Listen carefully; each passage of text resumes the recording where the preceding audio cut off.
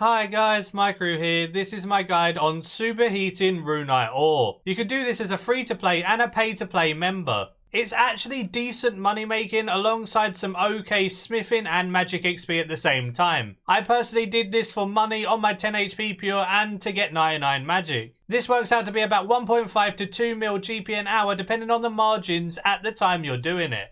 Say you quit the game and you come back and you need a bond for membership, you could do this to get your bond if you have the smithing requirements even in free to play. It's actually quite an effective way to make some money with smithing. Either way, let's get into the video.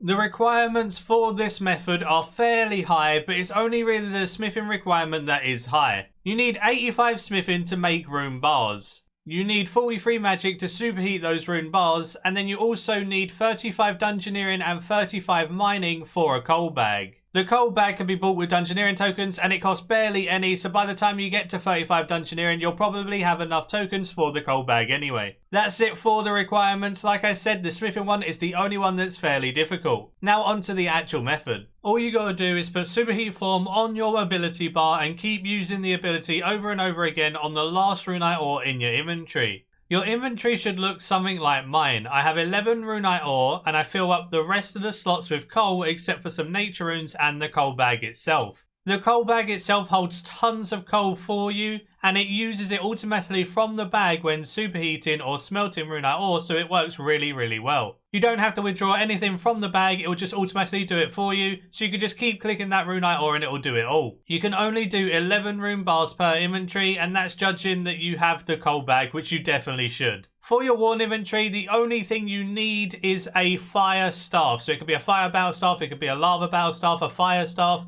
just something that gives you fire runes. This is going to save you so much money when doing superheat. Another thing that you can use is the blacksmith outfit for more smithing XP. Obviously it's not needed, but if you have any pieces you might as well wear it. So when you bank, what you need to do is you need to right click your coal bag and fill it. Once you've filled the coal bag, you can instantly press your preset and press escape on your keyboard and it will close the bank completely and you can get your mouse ready to start superheating more.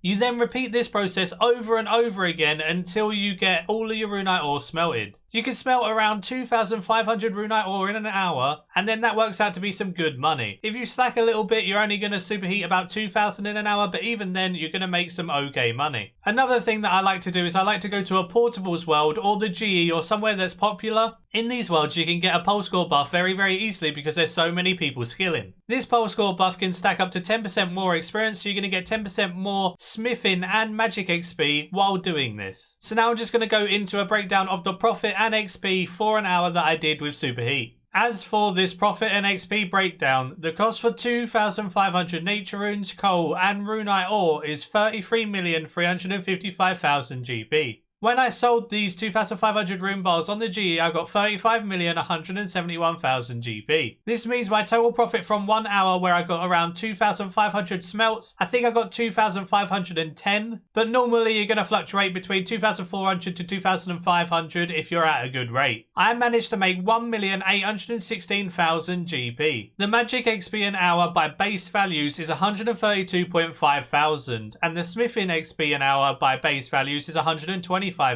if you're doing 2,500 an hour. Obviously this is increased if you have the outfit or if you get some pulse scores going or anything else like an avatar. So no matter what you're doing, you can increase these rates over 150k each. Being able to get a combined 300k experience an hour is really neat. When you're making money and doing smithing at the same time, it's actually not bad at all. Smithing normally loses quite a lot of money, so when you're getting okay XP and managing to make money, this method is actually kind of great. There is times near double XP where this method can go up to 3 mil GP an hour. I remember doing it on my 10 HP pure and I made 3 mil GP an hour a couple of weeks before double XP. It does get really insane, the margins, when it comes around where everyone's trying to buy those rune bars for rune two-handers and stuff. Either way, that's it for this video. It was only a short video just showing how awesome this method is. I hope you did enjoy it. Give it a like if you did enjoy. Subscribe if you're new for loads of future content. And until next time, see ya.